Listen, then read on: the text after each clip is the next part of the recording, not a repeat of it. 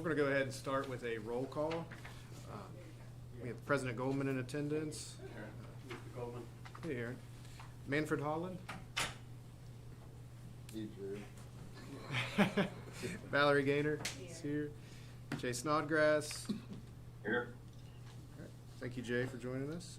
Tom Tolliver. Here. Yep. Joe Koval. Eric Hicks is Here. here. Connie Falk is here. Larry Bailey. Did you hear me? Yes. Yes, sir. We did, Joe. Hello? Thank you Okay, thank you. Thank you so much for joining us, Joe. David White. Yes, sir. Is David on? I heard Mayor Casebolt. I heard Gene Arthur, and Bob Sutphen's in the room. Yes.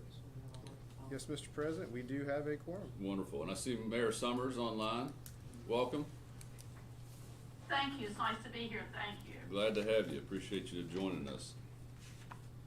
First thing is going to be the minutes from the February meeting. Has everybody had a chance to take a look at those, and are there any changes or revisions? I make a I move motion. the minutes be accepted as submitted. I'll second. Okay, there's been a motion and a second that we accept the minutes as presented. Any further discussion? All those in favor signify by saying aye. Aye. Are there any opposed? Aye.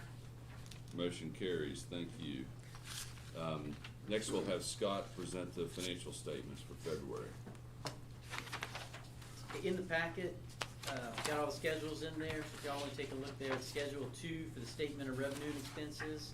For February, total operating revenues, $138,997.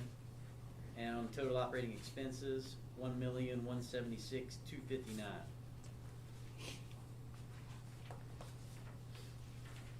Schedule 3, we can compare the 8-month period for this past year and the previous year. Total operating revenues for the previous year was the $1,060,094, and this past was $1,158,517.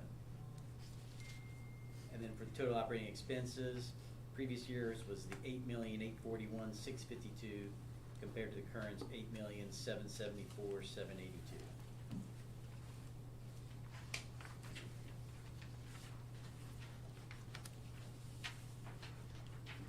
On Schedule 4 for the 4-week moving totals, both revenue and ridership are up about 10-20% for each weekly period there in February.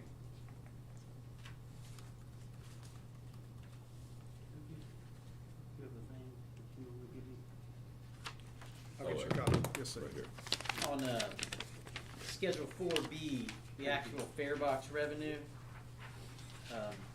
average has been the 17, 16, and it's creeping up there 19,000 that last week. And the average, since COVID began back in March of 20, is just shy of the 18,000. And I think on 4C, kind of interesting, what we're taking a look at now with the price of gas increasing like it has, usually has an effect. But if you want to see February, we're at 79,582 compared to the previous year, 69,711. Almost a 10,000 number increase, 12.4%. It's just one of those things we're going to keep, trying to take a look at. One only good thing probably when the price of gas is going up. And then the period use pass there on 4D, that average stayed steady right below the 70% number.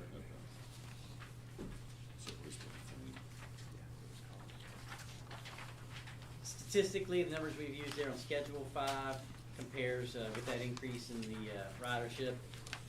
An average a day is about 32.43 compared to the previous February's 28.97, and the monthly total is the 78.158 compared to the 69.821. Scott, I have a question. Do you have any idea off the top of your head about where we were in like 19 before the pandemic? Like, for example, February was 32.43. Would you have any idea? I'm just curious. Are we back to 19 numbers?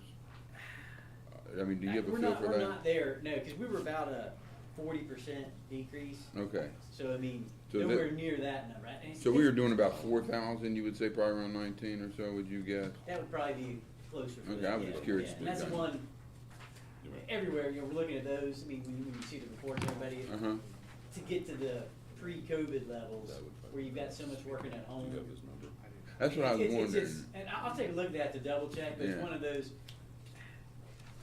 it'd be tough. I mean, I'd love to say we're gonna get back to where we were, if we get riderships who maybe just weren't needed, but based on those. It's gonna be difficult to nationwide, ever get it back to where it was. That's kind of the thought right now. That's one of those, Okay. each little areas could be different, and then, Mhm. you know, you can do different things to try to help out, but, we can take a look at that I one. was just curious. I All mean, right. you know, as I look through this, do we set goals? Seems like we're above average.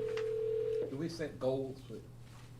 Do we? Yeah. We, Good morning, Manfred, this is Sean, I've got you we on try speaker. to take that into in the factor meeting now, when okay? we're doing our budget, which is coming up. Thank you. Thank you, In sir. anticipation of, you know, what's our fare box revenue gonna be? Right. And it's like, you know, you hoped it was something, but again, we didn't really know. Now we've got a little better idea. We're gonna be a little higher. We kind of reached for it last That's year, right. hoping for it. Mhm. But now we've got a little more firm footing, you know, we'll get that closer. But that's, it's really when we get the reports to get the actual numbers, we're kind of looking at that, looking more at the past than we are future. And I know in order, we take goals to find out where we are, to know where we wanna go, and that's why I asked that question. Yeah. I think something that's important, Mr. Tolliver, that you're hitting on is that, one, our budget every year is a goal as to what we hope to do. But we're gonna be doing a long-range plan really soon, and that's what's really gonna set a 5 or 8 year trajectory for what we expect to do. And that's something that probably by summer, we're gonna have a company engaged to do it. And that's gonna really look at goals that are from passengers to maintenance efficiency to the whole system. The last one there on Schedule 6, a little bit of good news, with the levy receipts. Again, where the large number came in March, and then those other ones trickled in, the utilities and some others, were actually 0.49% above what we were at last March. So, again, that national trend had been decreasing. We were kind of isolated. We didn't hit those numbers. We thought it might kind of catch up with us, but if it could stay flat, I mean, that's still going down, I guess, but it's always trended upward. But as long as we can stay flat with that, that would be nice, because there shouldn't be a whole lot of activity here these last 3 months. But again, we've been almost 3% down, 2 to 3% this whole fiscal year up to this last payment, or the last big payment.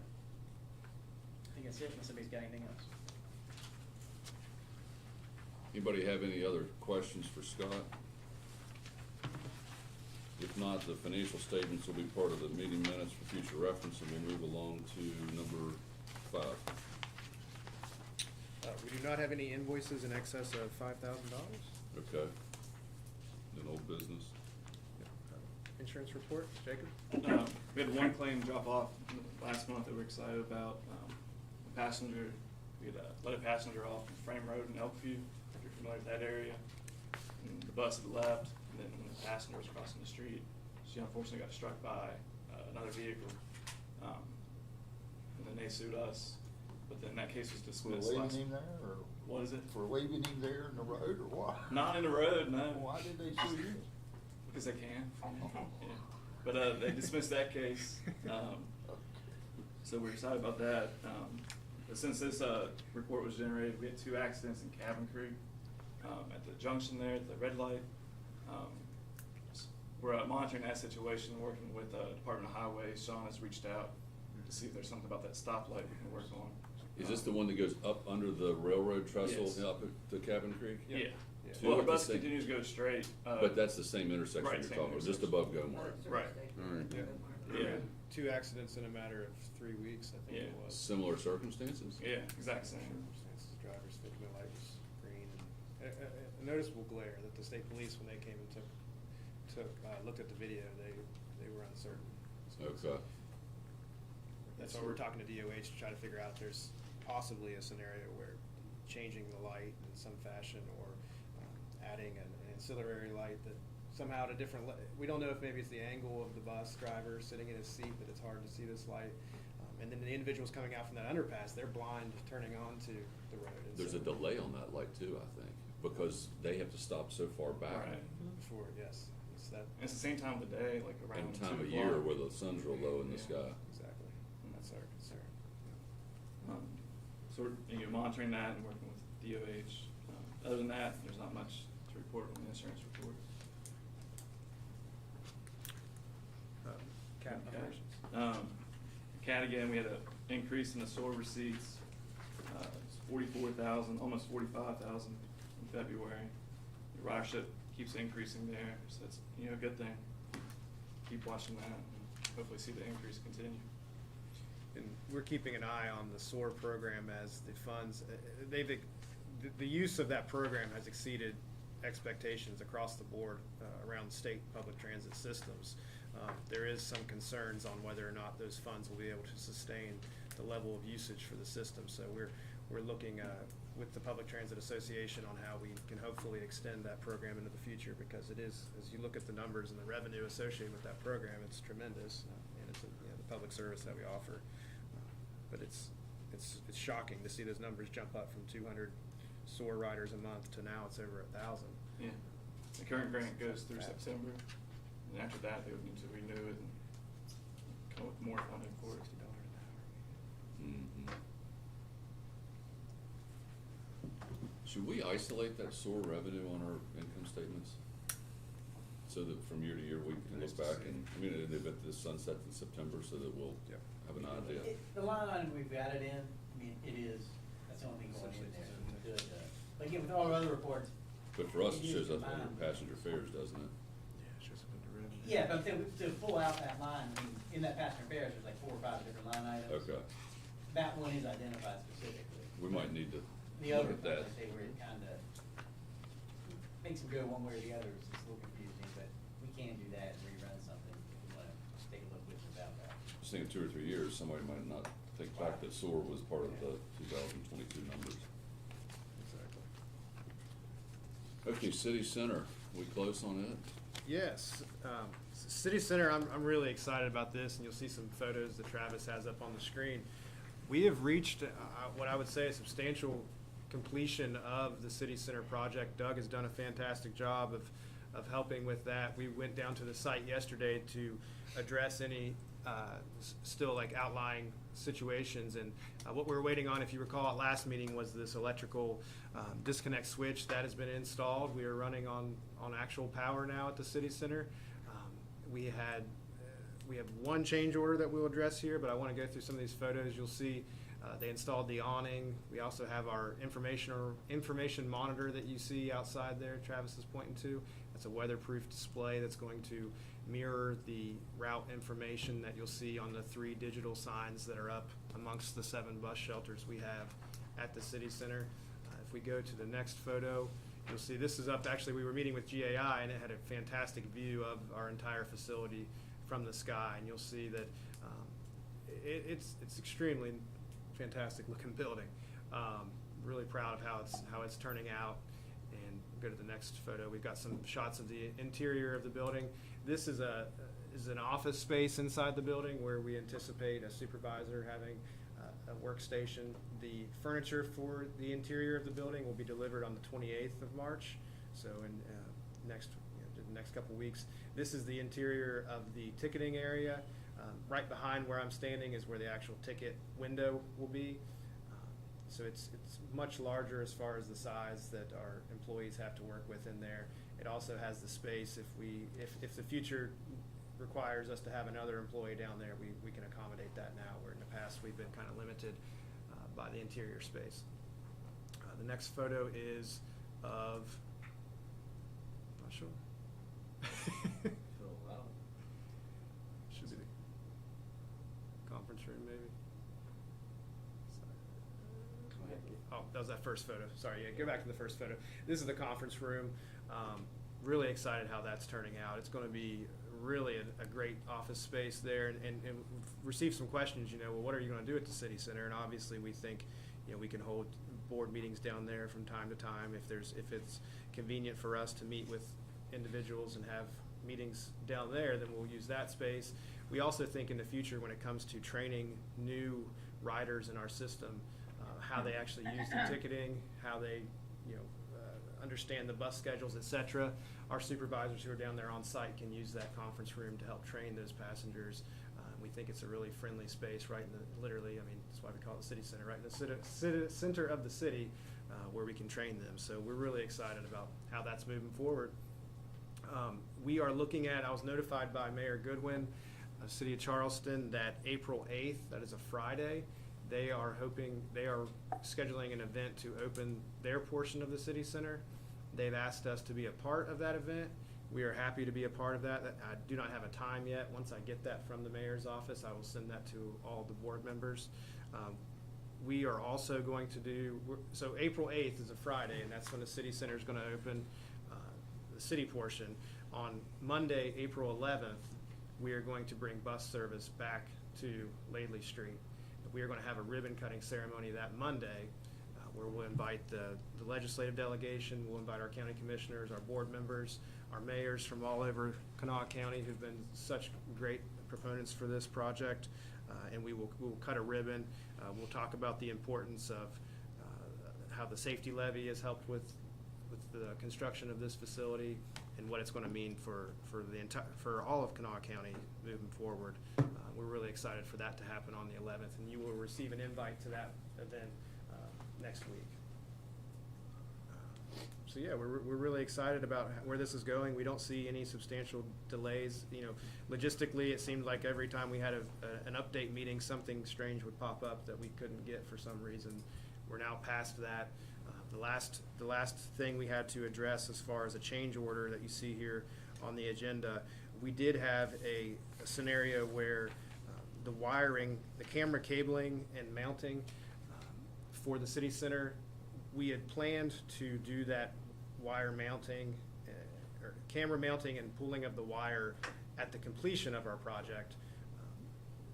We found out through the process that by making this change order, we could get the project done faster.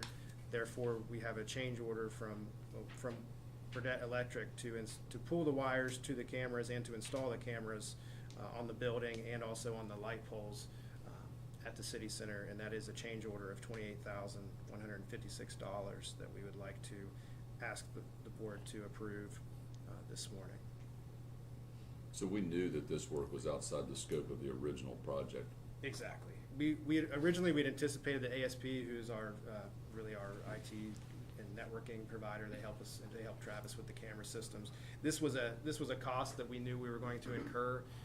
By simply switching over to Burdett Electric as opposed to ASP, we were able to accomplish this faster and while they were already on property working.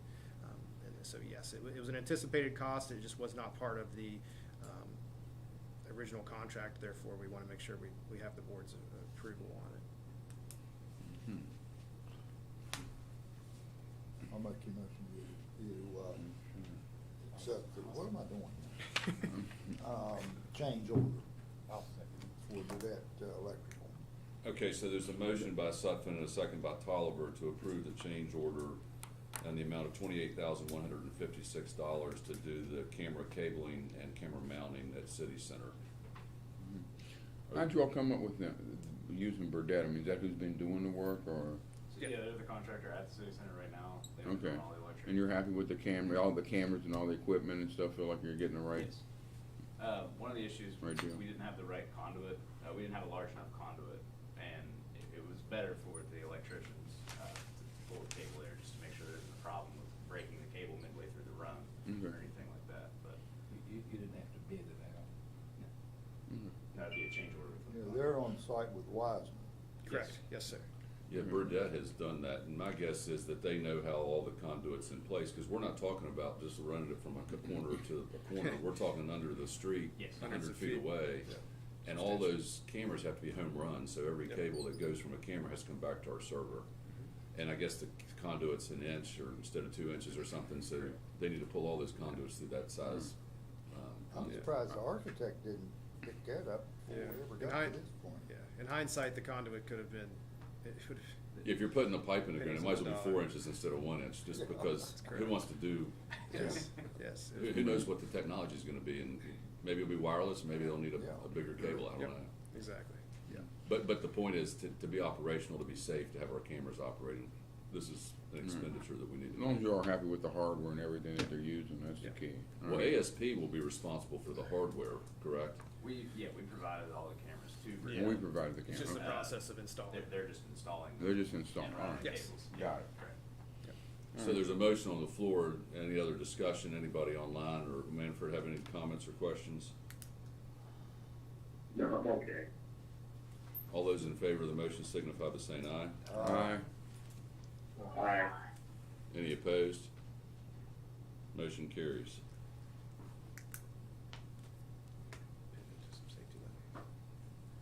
Yeah, so while we're on City Center and obviously talking about the April 11th ribbon cutting, we might as well kind of cover where we stand with the safety levy, because I think that day is going to be an opportunity to do some promotion about what the KRT has been working on in the community. Sure, yeah, and you know, I'm extremely proud of our team here and how we've, as far as the organization and the planning and what we've been able to accomplish when it comes to the safety levy, and that's in cooperation with the Ambulance Authority, with the Charleston Area Alliance, the Sheriff Rutherford and his Chief Deputy Crawford have been attending meetings with us. And I will say one of our first initiatives was to go out, myself and Monica Mason with the Ambulance Authority, to go meet with mayors across Kanawha County to get their support for the levy, and also to really reintroduce them to KRT, the Ambulance Authority, let them know that we are here to serve their community. And some of the low-hanging fruit, one of them, the first person I met with was Mayor Casebold, and Mayor, I appreciate your time and your ear and your thoughts and ideas on how we move KRT forward.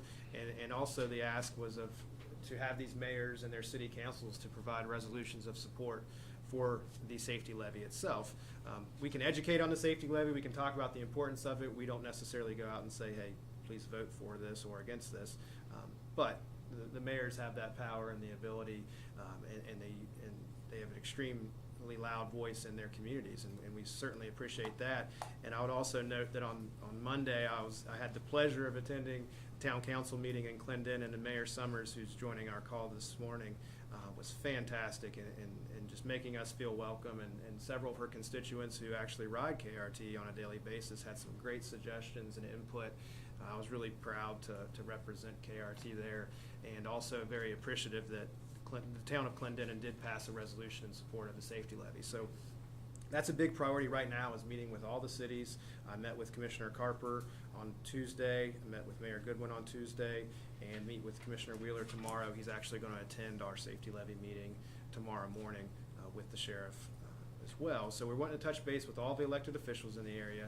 We are also upping our campaign as far as our presence on social media, making sure that we adjust to the times. From 2018 to 2022, there's the value of advertising on social media has gone up tremendously, and we appreciate that. And we're working with several different extremely skilled individuals who are helping us as far as our advertising, making sure that we target that and make the best use of the funds that we do have for the safety levy. And we're also, I'll apologize in advance, we are going to have a tremendous amount of KRT events leading up to the levy, so if you get overloaded with emails or invitations from me, I'm sorry in advance, but I appreciate your support as we try to shine every single light we can on KRT to let individuals across the county know, yes, we provide bus service, but we do so much more than that. Whether it's working with different companies and employers in the area to make sure they're served, making sure that individuals from the hospitals get to voice their opinion on how KRT helped during COVID, whether it's going back to how we perform our evac teams whenever recently the Notre Dame softball team broke down on the interstate and our evac team came and picked them up and took them to Embassy Suites.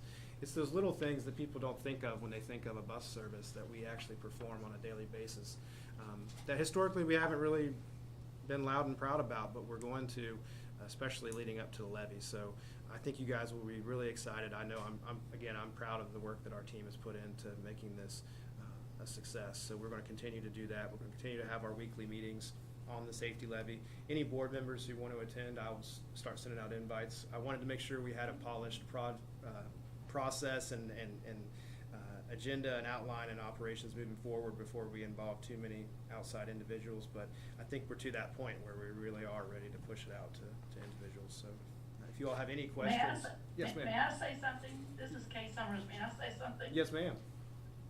I want the board to know what a great job you did, Sean. You were very relaxed, very thorough, very hands-on. Thank you, ma'am. I hate to say this, but the older women really loved him, and they wanted to come back. Oh. They wanted to talk, because he just stood up there and just did, was so charming, that they wanted to ride the bus with him. There you But, go. we, like I've told you guys before, we could not do it. without the KRT in Clinton. But like I say, Sean and Monica did a fantastic job, presenting the other night. The women wanted to know the people in the audience wanted to know how they could go out and sell the levy. And Sean was very happy to share all that with me. Although I did call him Steve a couple of times. They were very It's all right, I fast to forgive correct you. me on that. But I want to say thank you very much for taking your time to come to Clinton. Thank you, Mayor. I appreciate those kind words.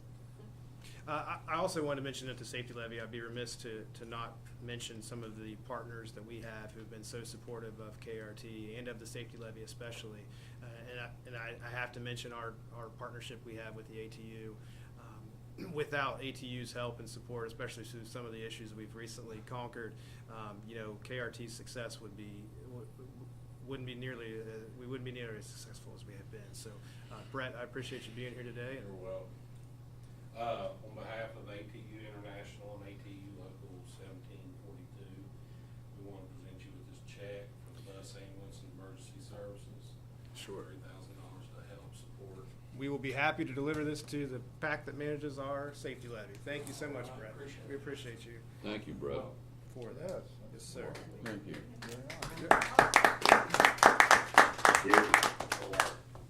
And we are making sure we reach out to interested parties as far as donations for the safety levy, because we do recognize that it really does pay off. And there's advertising, radio. You're going to see radio. You're going to see TV. You're going to see.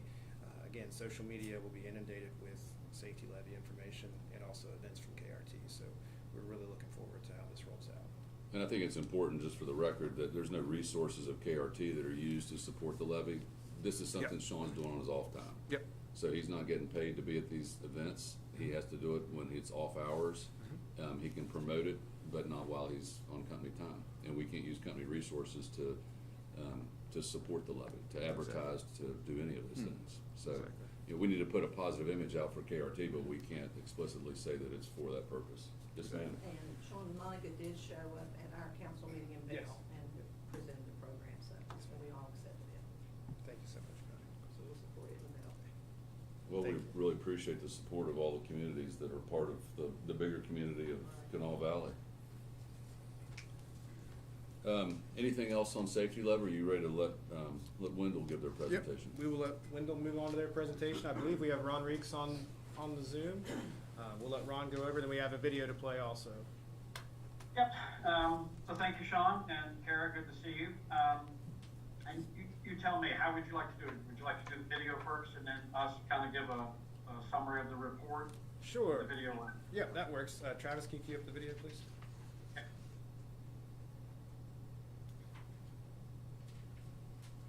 And just so everybody recalls, this is the work that Wendell's doing relative to the garage, as far as looking at updates, safety issues, and things like that. After designing Greater Lynchburg Transit Company's LEED Platinum Certified Bus Transfer Center in 2014, Wendell was retained to research the operations and maintenance facility in 2017. Wendell evaluated 3 different sites, weighing GLTC's current and future needs. The result is a state-of-the-art facility that was designed with employee experience and the community in mind. This facility has administrative offices as well as maintenance facilities in a single building, which provided cost savings. It was very important to the client that the facility be designed to promote good working conditions by including things like natural light, a driver's lounge, and a fitness center. The client also wanted to maintain a high aesthetic standard and to honor the history of the GLTC. So the facility also houses various murals depicting the history of the GLTC. Through our site selection process, we can help clients objectively analyze system-wide needs and potential sites for facilities. This unique site has space to allow for on-site driver training courses and for the DMV to come to the site for licensing exams. Additionally, there is an on-site mobility center where transit patrons can be screened for mobility issues and get a pass allowing them door-to-door transit, rather than requiring them to go to a bus stop for pickup. While this is not a LEED certified facility, Sustainability is at the heart of what we do here at Wendell, and we always try to incorporate sustainable elements into our designs. This facility utilizes daylighting with windows that open to provide good ventilation, electric charging stations in the public parking and maintenance areas, heat recovery pumps, and pervious pavers in the public parking areas. The final product was an innovative feat of engineering, architecture, planning, and design.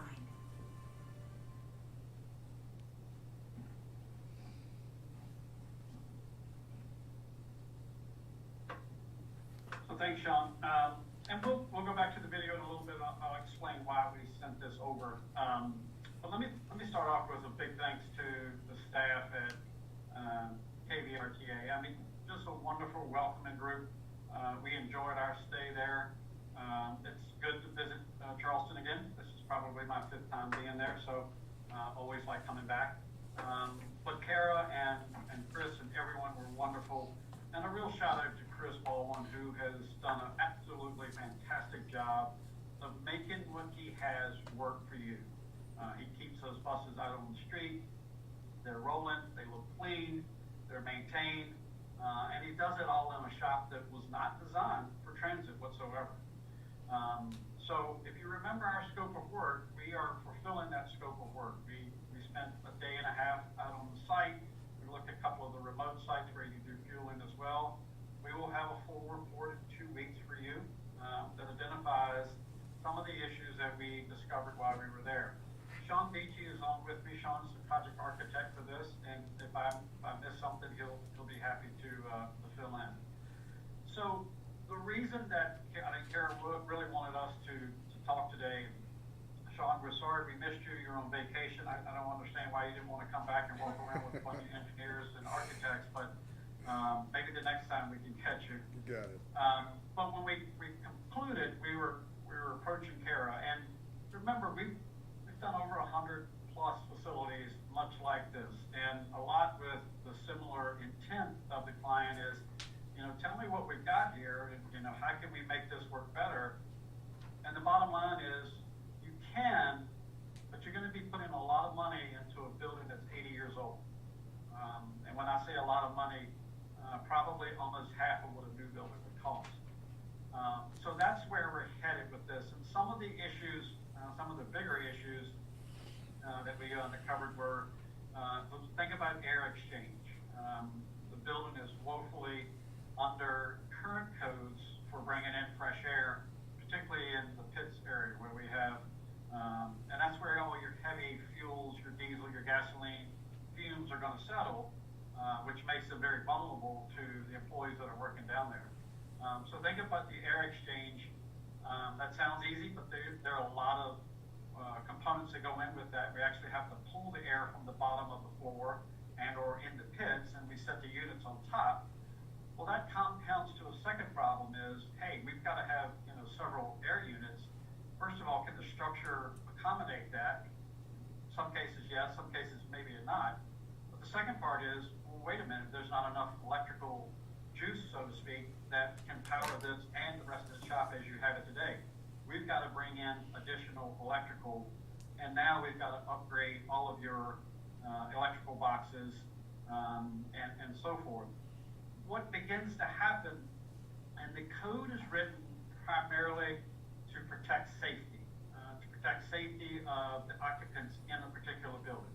We do get into energy efficiency, we get into a lot of other things, but it was primarily developed to protect occupants of a building. What it says is, if you start doing a certain amount of work, you must bring the entire building up to code. That's going to be a significant undertaking for what you have there. Again, you've made this work well. Chris has done a great job. There's rooms after rooms after rooms. It could actually be some sort of escape room game if you wanted to clean it out. But it's twice the size of what you need. It's roughly 80,000 square feet of facility, and you probably need half of that for your operation and maintenance.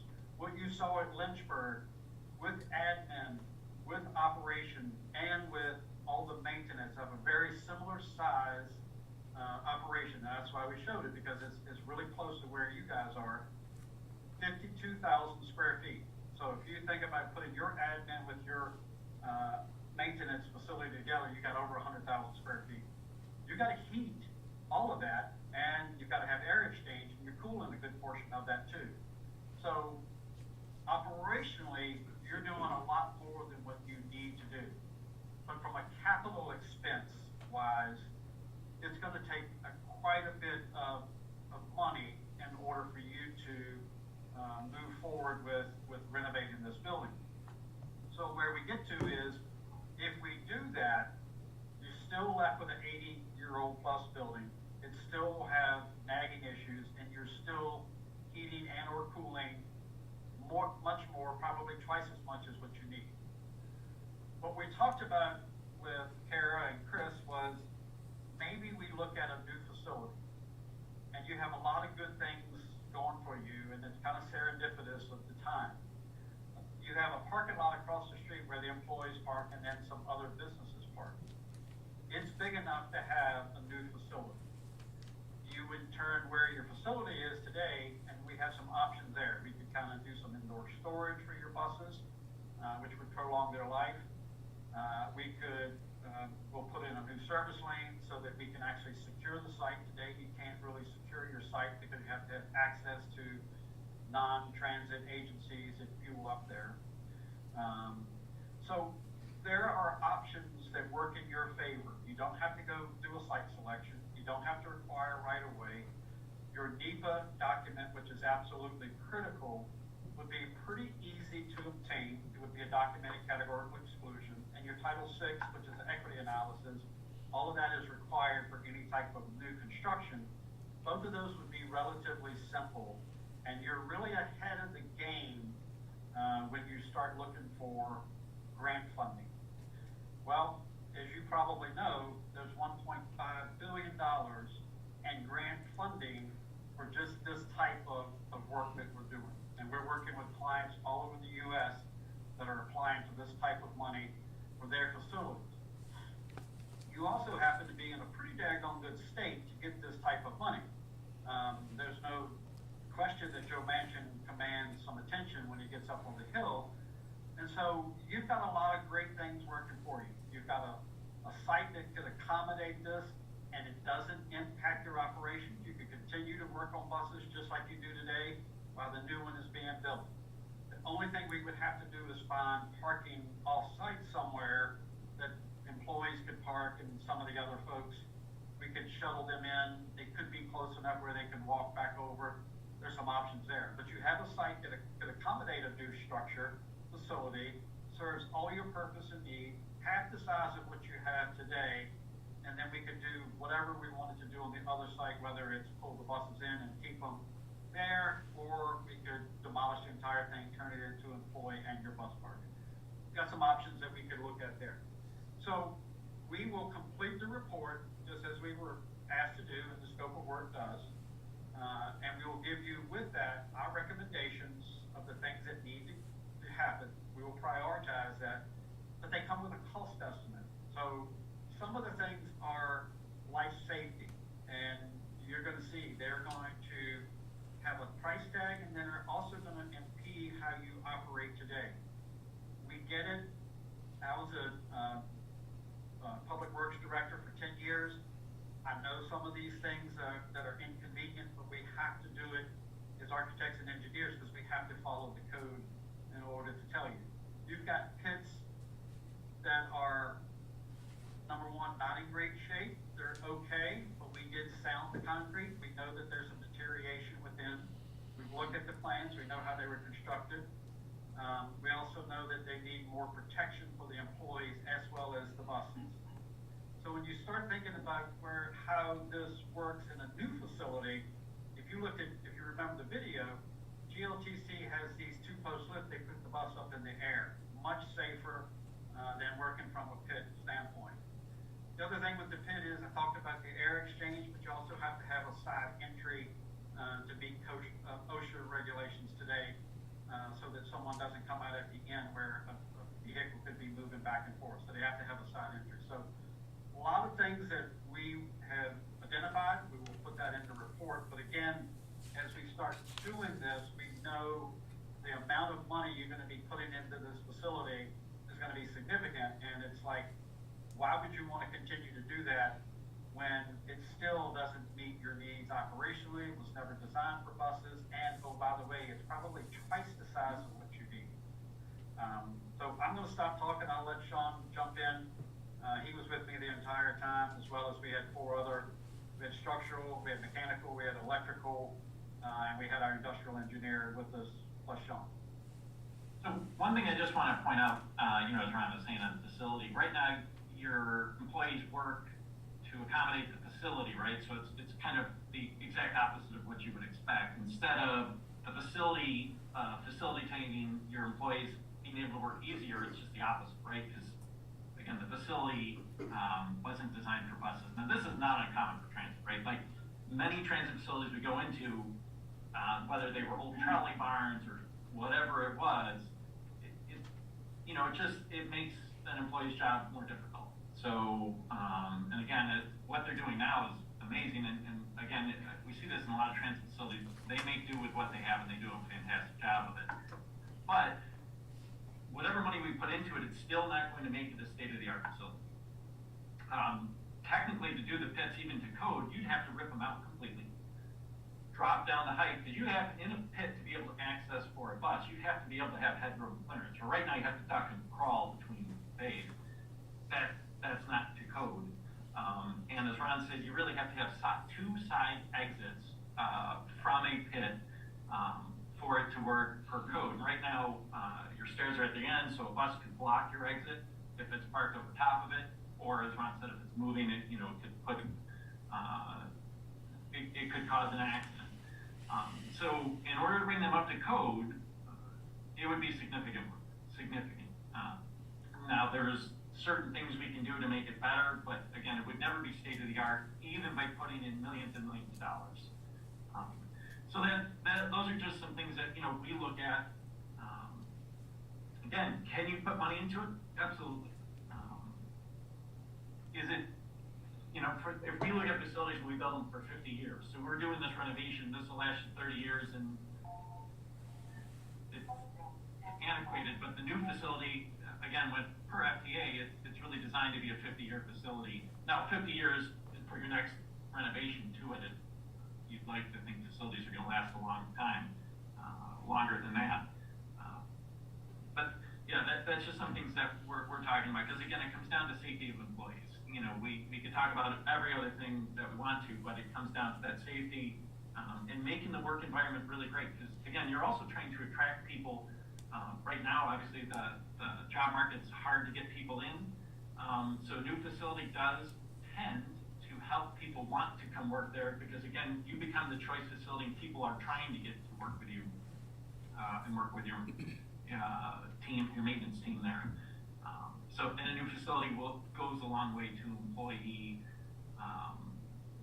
encouragement, satisfaction, however you want to say it. But those new facilities tend to bring a lot to it. And the one thing I will say is Chris identified several items that he saw as priorities. Anything that's a piece of equipment is transferable. So if we put in a new bus wash, if we get a new tire mounting machine, a lot of the things can move to a new facility. So those are all fine to do and make his job easier, or make their job easier and more efficient. It's really touching the building itself, which needs quite a few touches.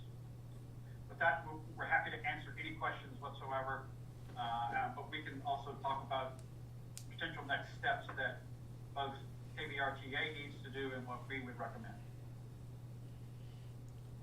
So I think my first question would be, I realize our scope related to the garage, but if you think that your long-term recommendation would be that the garage is so costly to renovate that a new facility that would combine the office with the garage is more appropriate, did you do any investigation on the office administrative component that we have and how that would fit into a totally new building? We looked at the office. It's in good shape. A lot of the systems have been updated and repaired.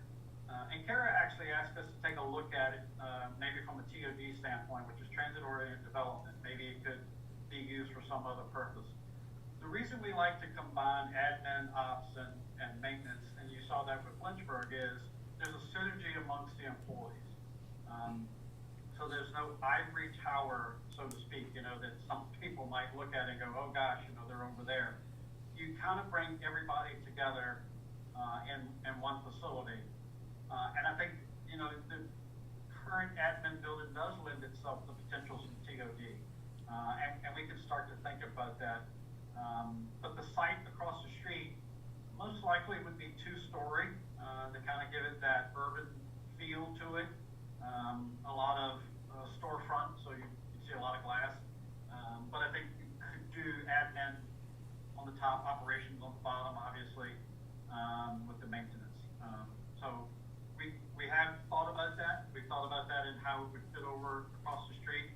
But it just, this time, there's not going to be a whole lot of recommendations that we recommend for the admin, because we did take a look at some of the structural issues. We think it's just pretty normal settling that you're seeing. We know that the HVAC unit was just replaced about a year ago.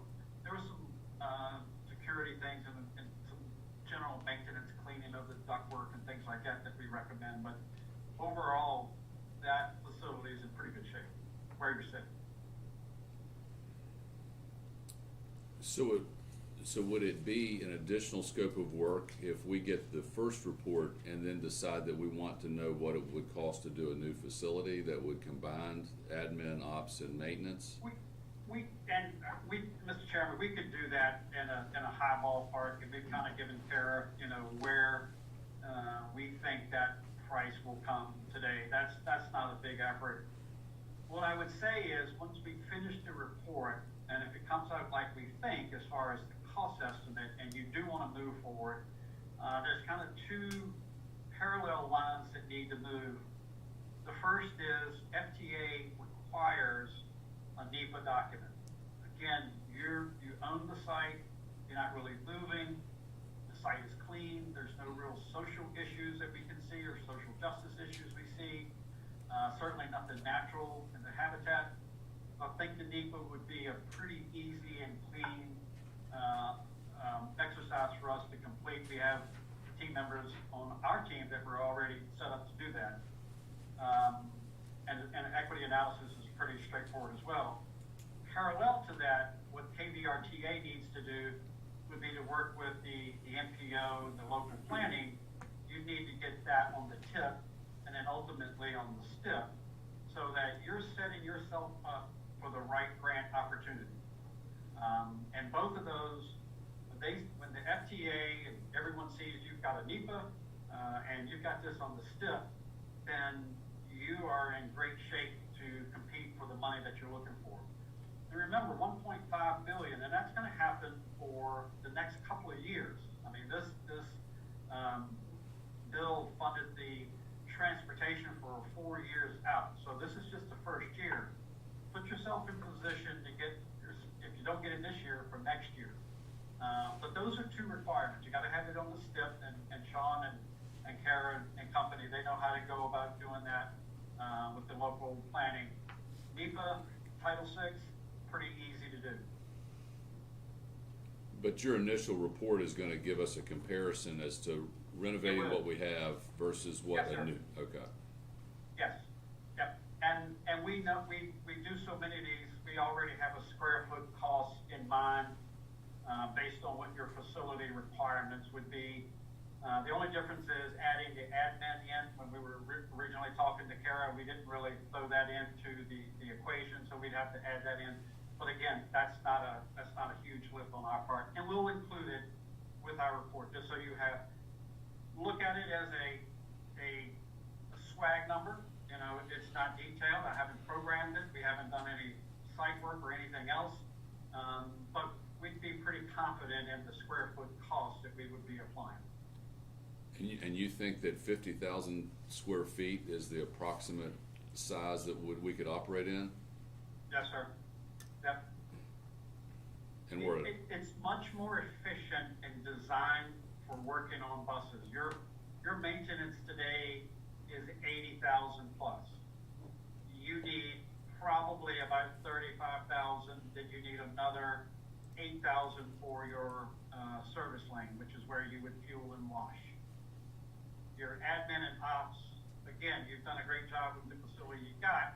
There's some synergies of training areas with the maintenance and the ops. There's some synergies with conference rooms and things of that nature. So we think, and Lynchburg is 52,000 square feet. The fleet size is very similar to you all. It has 55 fixed route, and I think they have 14 paratransit. So that facility was built for today and for the next 20 years.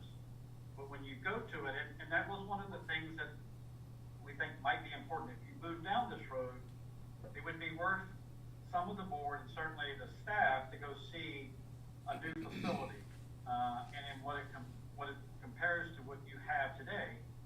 And I think Chris had seen one in Jacksonville, Florida, which is not a very old facility. And I think he can attest to it's a huge difference.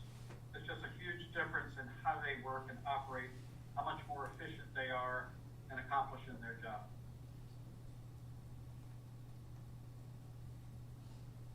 Any board members have questions of the Wendell folks? So we're getting a new building now. Did you bring your checkbook? Because if you did, we are. We're gonna find out how much it costs first, right? Right. That's part of what their analysis is gonna be. No, I don't. I still like what he said, even if you fix up the old building, you still got a 50-year-old building. That's 80. 80-year-old building, That's 80. decaying every day now. I know from experience. Well, Yes, I don't ma'am. think- I just have a question, to make sure I'm understanding correctly. If we go with the new building and the new facility similar to the Lynchburg facility, then our guys, our employees will be able to have like that recreational area and the little conference rooms and so forth? Are you gonna give us that in your projection? Oh, yeah, That'd yeah, be in so the the 50. square footage that yes, so the square footage we would allocate, and I would say for the last 10 years, FTA is happy to pay for it because they see employee health as being a real benefit to the overall long-term health and well-being of the facility. Right. I agree. So there are new standards now for well buildings that actually work towards the health of the employees. And so you look at, how the water, how the air, stairs become more prominent, elevators are in the back, so they encourage employees to do walking. But fitness centers, FDA absolutely pays for and encourages when we actually do our new designs. Okay, good. The new facility will accommodate electric buses, right? So we looked at that for your existing facility, so we will have that. Do remember, if we renovate your existing facility, so we have to put in the air exchange, we have to bring in more electricity anyway. Bringing in electrical buses, you've got to do the same. But the new facility and how we charge the electric buses would absolutely be looked at as far as moving forward. We will also talk to you about hydrogen. Hydrogen is sort of the new fuel on the block, where battery electric has limitations in their range, hydrogen can exceed. So hydrogen fuel cells can travel anywhere between 300 and 400 miles before they need recharging. Battery electric is currently around 180 under full load, which is either air conditioner or the heat or whatnot. So it doesn't meet really what you do as far as some of your routes, some of your local short block routes it would meet. But we'll introduce both of those and give you the pros and cons to think about. What I can tell you is, when you start looking at grant opportunities from the federal government, you're not gonna see a lot that are gonna pay for diesel, right? So the federal government is pushing for clean energy, one way or the other. And so a lot of these notice of fundings will have clean energy tied to it somehow, somewhere. And so the day of buying diesel buses will come to an end sooner than not. But why I favor the electric is because they're gonna be built in South Charleston. The electric buses, right? Right. And Oh, yeah, it's on, they're ready. I didn't hear anything about solar panels or solar in this building, is that? All of that would be part of when we got into the actual design of the building. So you would look at photovoltaics, we would look at cisterns for water, we would look at an array of sustainability items that would be incorporated, things that you don't really have today, like natural light and natural ventilation, how all that can kind of work together. And again, we have, some of our architects are certified in well building, so that's what employed help. A lot of them are already certified in LEED.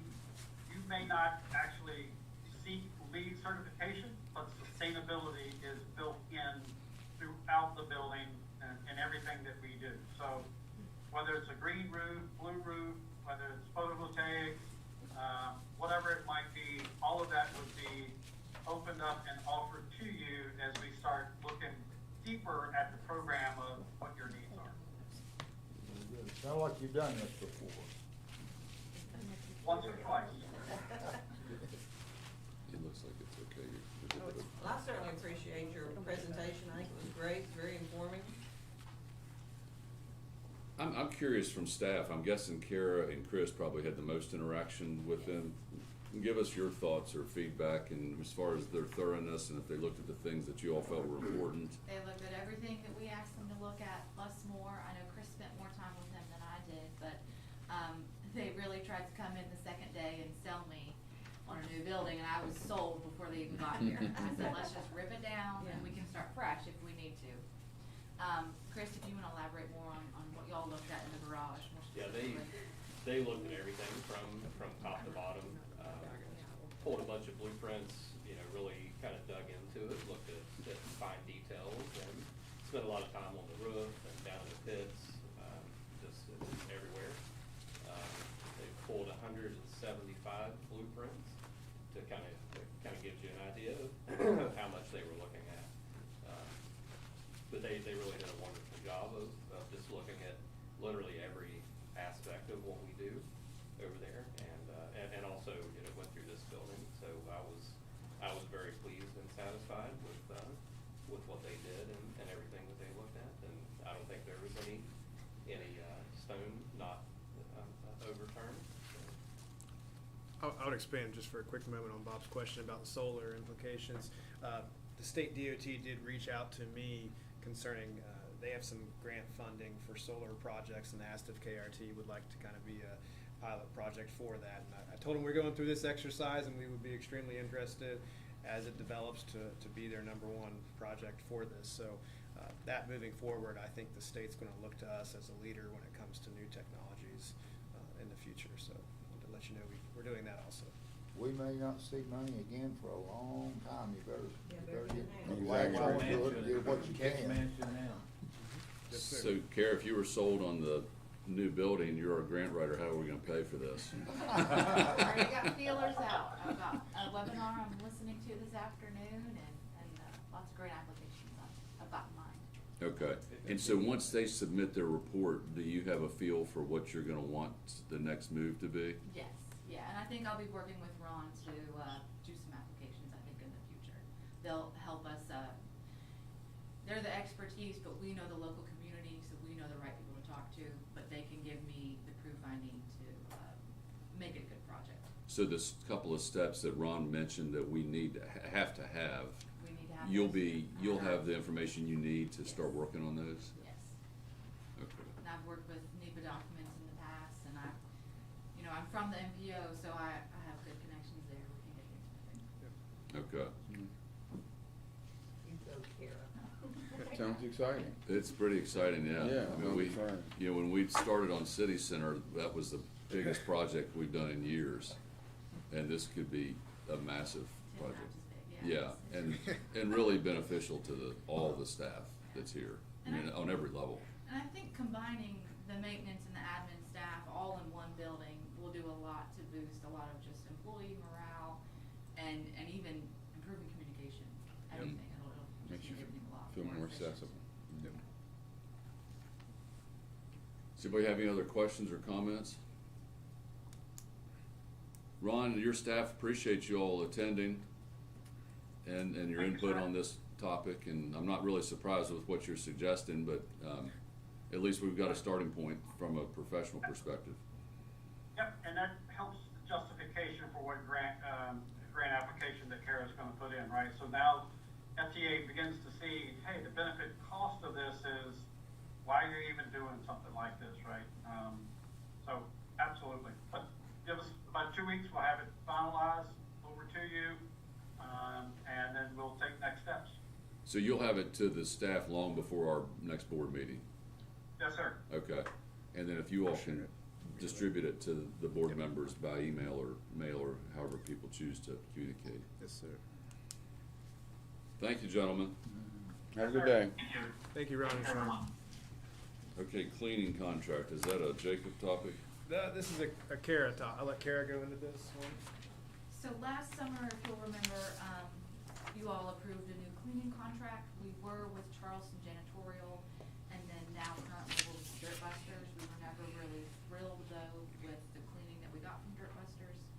So we did send them a letter of that we were going to discontinue their contract. They've got 30 days to respond, and I haven't heard from them, but their last day of cleaning will be April 8th. And so I went ahead and advertised for bids for a new cleaning contract. I got 3 responses, and if you're looking at that table in front of you, you'll see I got 3 responses, one from Goodwill Services, one from Patton Building Services, and one from Charleston Janitorial. The way I bid this, it was a little bit different, because in the summer we didn't include the city center cleaning. It wasn't a building yet, but now we do have to have someone clean that building.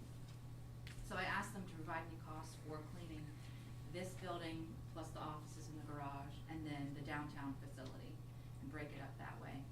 If you'll look at that top line, Goodwill did not send me a quote for city center cleaning them, so I couldn't include them in a total cost.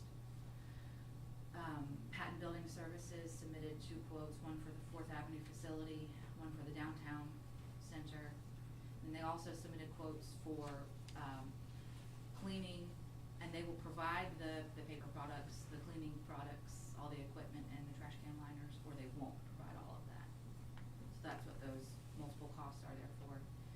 So Patton Building Services, we are recommending that we go with Patton Building Services. If you notice, they're a little bit higher than Charleston Janitorial in the total. Oddly enough, they think they can clean the downtown transfer center for half the cost of Charleston Janitorial.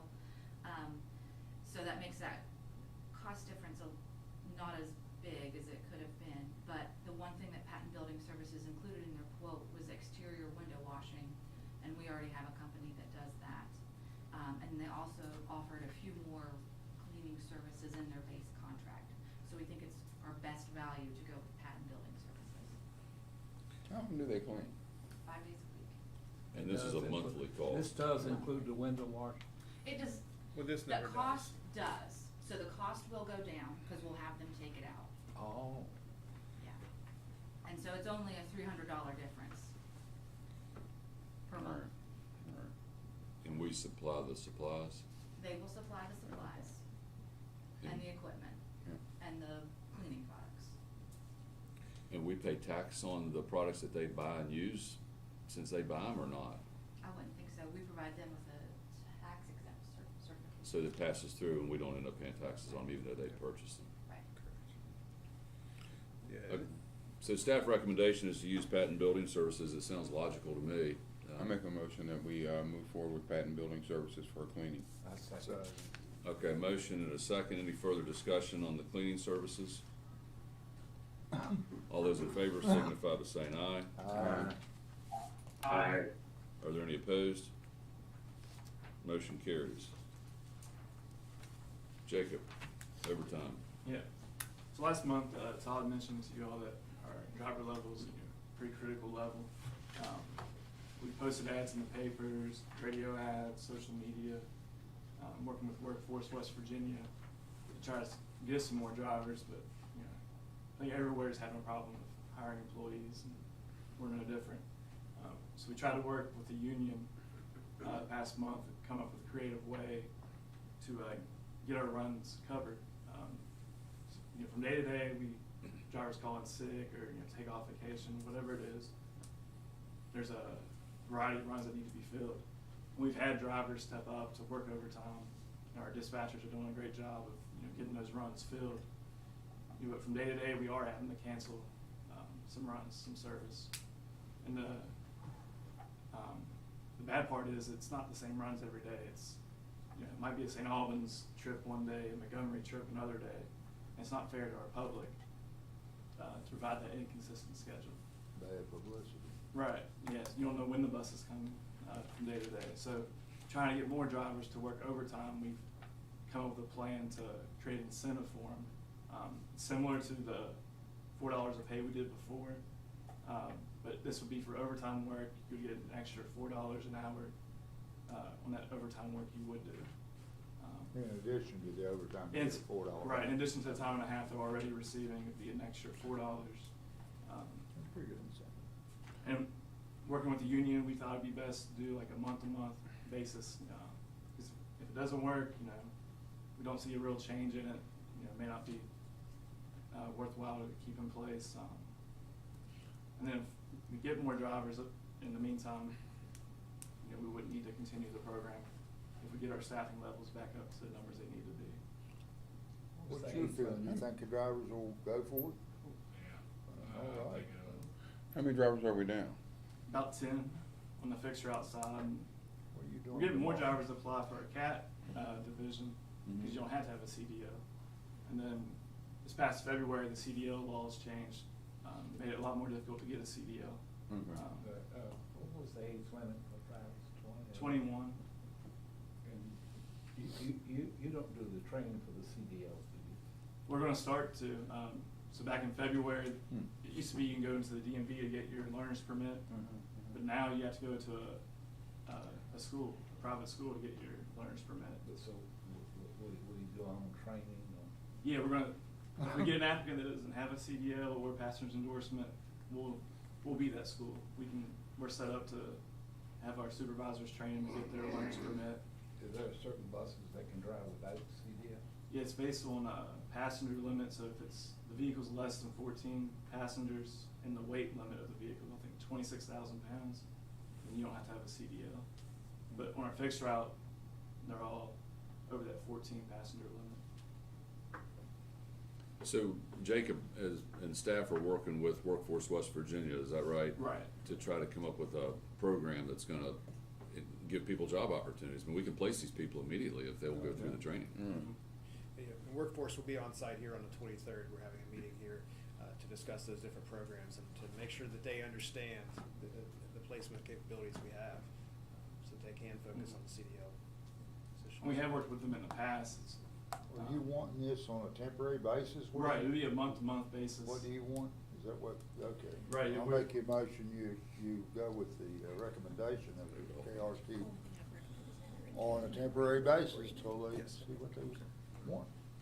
Okay. What they need. And our legal counsel just mentioned that, Yeah, the only thing that we'd recommend is entering into a memorandum of agreement with the ATU to memorialize the terms. Should the board so agree and should the union eventually sign off.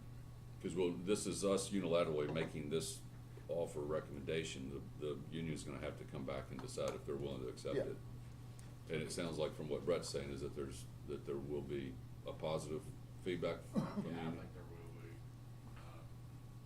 Well, if there's not, then we had to look through something else, right? So the motion that Bob has made is to suggest, or to adopt the administration's suggestion of 4-hour bonus pay for overtime drivers, and subject to a memorandum of agreement being entered into between the authority and the union. That's exactly what I said. And this would be on a month-to-month basis. Yeah. I second it. So there's a motion and a second. Lord. Is there any It still further has to be- discussion? It still has to be approved by them, right? Right. That's With correct. MDO. Yeah, okay. That's what, the memorandum of agreement that our legal counsel points out is is a caveat that we have to fulfill. So this won't go into effect until that's achieved. Correct. Any other discussion? All those in favor of the motion signify by saying aye. Aye. Any opposed? Motion carries. Steph, thank you for bringing something clever to the table, because, we can't have days of unknown service, so But work hard to get more drivers. Brett, get some friends out here driving. Go tell everybody there's jobs down here waiting to be filled. Thanks, man, that's good. We get that training, I think we'll get the word out. Okay. Yeah, you all should be promoting. It depends, what the. Okay, we've got bus cleaning day. Sure, yeah. So the last topic on our agenda is bus cleaning day. You all will recall that, at the beginning of the year, our big kind of resolution here is to make sure we clean the buses at KRT. And Chris has done a fantastic job of bringing on some more MSPs, and I appreciate the union, the agreement we came to where we were able to remove that CDL requirement for the MSPs who help clean the buses. There's still a huge mountain to get the buses clean, even with the manpower that Chris has received through hiring new cleaners. So what we've done is try to come up with a creative resolution to this. And so it was supposed to be last Sunday, but weather didn't permit it. So this Sunday, from 8 o'clock to 4 o'clock, Chris? We are going 9 to 5, sorry. We are going to do an all hands on deck. Any employees at KRT who want to come in and get overtime to clean buses are going to be able to come on site. This is a rare occasion where the union and the authority have come together to say, hey, this is a problem. Regardless of who you are, we're going to come together and clean this. It's a team building exercise. We're going to get these buses clean. Especially we got the levy coming up. We got all these scenarios. There's a lot of things we can't change in this world. The cleanliness of our buses is one that we can. And it's going to take some investment of time. And the great thing about it is you have people from drivers to maintenance to authority, administrative folks who recognize and appreciate why this is so necessary. So I'm really excited and proud of our team for coming together to do this, and I wanted the board to know that we are doing this. And I think you're going to hear from passengers across the valley how the situation with the buses, you add in what you all approved last month as far as the seat inserts, so you basically have brand new seats. We want people to think we've got brand new buses when they get on a KRT bus, and we're going to keep it that way. Once we get them clean, we can keep them clean. But it's getting over that mountain. That's a tough thing. So this bus cleaning day on Sunday is a big step in that direction. Great idea. Yeah. You've got all the inserts in though. That's all been taken care of? Not yet, sir. No, we've made the order with Chris, and it's about a 10-week process 10, before we get the vinyl. So yes, I thought they'd already come in. No, we had a sample that we were able to show for the board meeting, but yes, sir, there is a process, and so we will still clean the buses, and they currently will still have the fabric inserts, so it'll just be another plus there here in a few months when we're able to get those inserts and switch them all out. Good idea. Anything else that needs to be brought before the board? If not, appreciate your attendance.